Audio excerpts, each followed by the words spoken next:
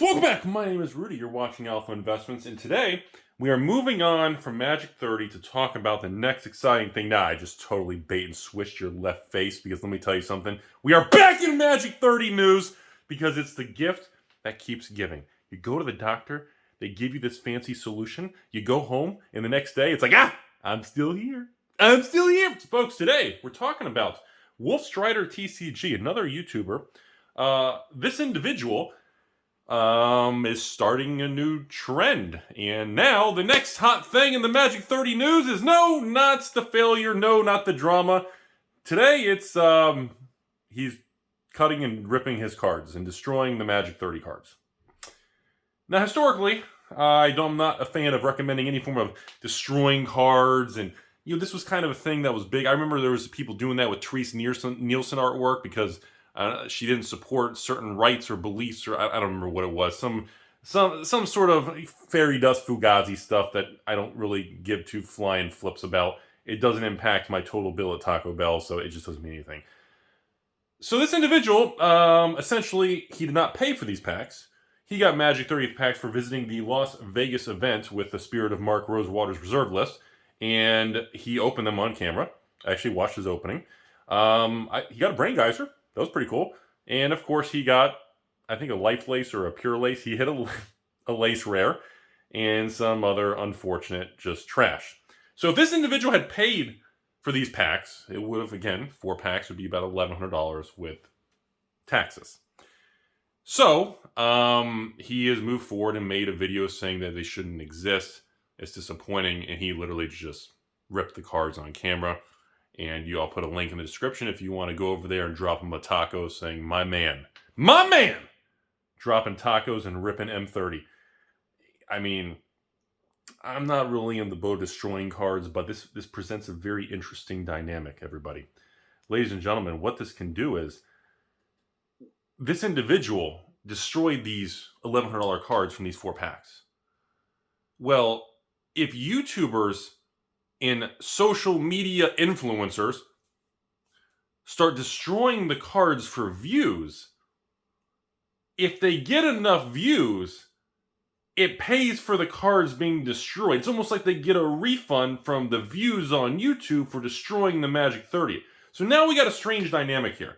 Because somebody says to me, says, Rudy, you literally, if you had paid $1,100 for a box, which I don't own any, and I literally opened them and destroyed them on camera, the YouTube revenue generated would probably make me buying Magic 30 cards. I actually kind of wish I thought of that.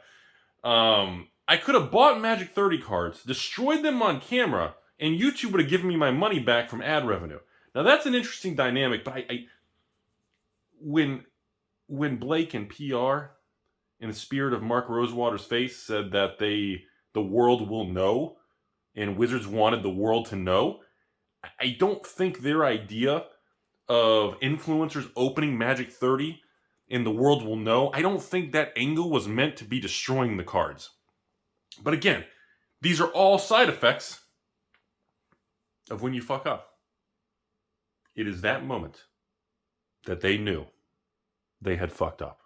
And that it is, you're going to always have collateral damage. You're going to have unforeseen consequences when you do dumb shit.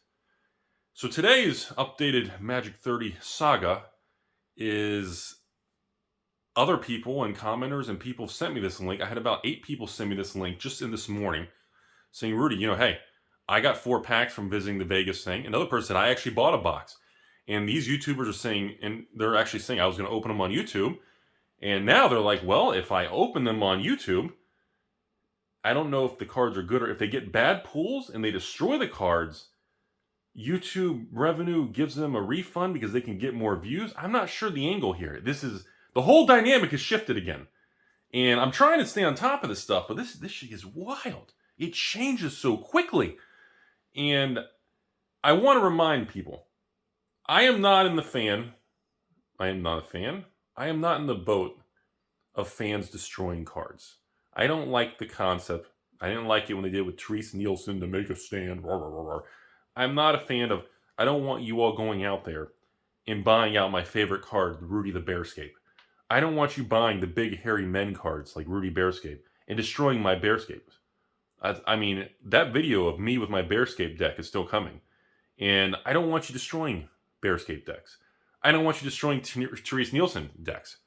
And honestly, I don't know if I could physically destroy even Magic 30th, even though that's what people are kind of rooting for, because I don't know. I have a hard time physically just destroying things. I don't really, not a huge fan of the concept, but this, I just want to present what's happening. Because now, this individual, this individual's YouTube channel is pretty small and new. Well, his video, and especially all of you going over there dropping tacos on his channel now, the algorithm is going to pick it up and push this. So this video on this dude's channel is going to go crazy.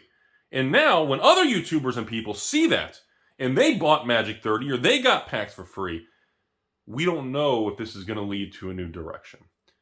And last final reminder in this video, ladies and gentlemen, is that, remember, we know for a fact there's 10, 50, or 12,000 plus international, 15,000 of these packs that were available for purchase around the world. We know for a fact around 2,000, maybe 2,400, 2,500 with international. We know only a couple thousand, in other words, around 20% of this product that they were allocating for the sale even sold.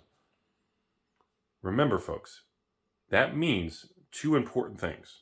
Number one, the amount of Magic 30 cards that are going to be on the market are going to be unbelievably low and unbelievably rare. Now, rare is a very loosey-goosey term, because in the history of Magic, whenever Wizards has leftover product, as Dr. Cox said in the corporate conference call, just because you're all price-sensitive losers, and I'm a price-sensitive loser with Mark Rosewater's spirit of his reserve list, just because we're price-sensitive losers doesn't mean that product is not going to generate revenue for Wizards. I assure you, with the validity and the weight of my right nut in me ripping off my left eye and mailing it to myself, that those Magic 30 cards will make it to the market. I think it's going to be a slow trickle. I expect random surprises, mystery boxes, the list, special events, convention prizes. Maybe some of the flagship WPN stores get a few extra freebies. They're going to make their way to the market. And if you want my personal opinion, because people are going to ask me, Rudy, how do you think they would do it? You want my opinion? I think Wizards is going to move a lot of them, not to Amazon. No Papa Bezos penis rocket. I actually think Wizards is going to backpedal a little, and they're going to send a lot of the product through distribution, and distributors are going to offer special things. I think they're going to work out something like each store can buy one thing per week, per month. There's going to be something where this product will find its way to the market. So the reason I'm telling you all that is, do not think, oh my God, nobody bought it.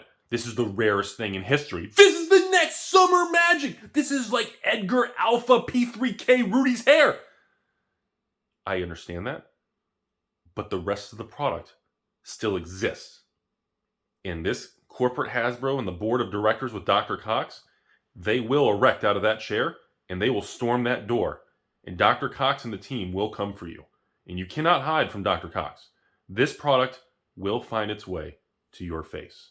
So use caution. Be very careful bidding on a certain card on eBay, or when something pops up on eBay in the next few weeks thinking it's very rare, because the rest of it exists. And Dr. Cox will remind you that he is the big dude in charge, and he will come for your face.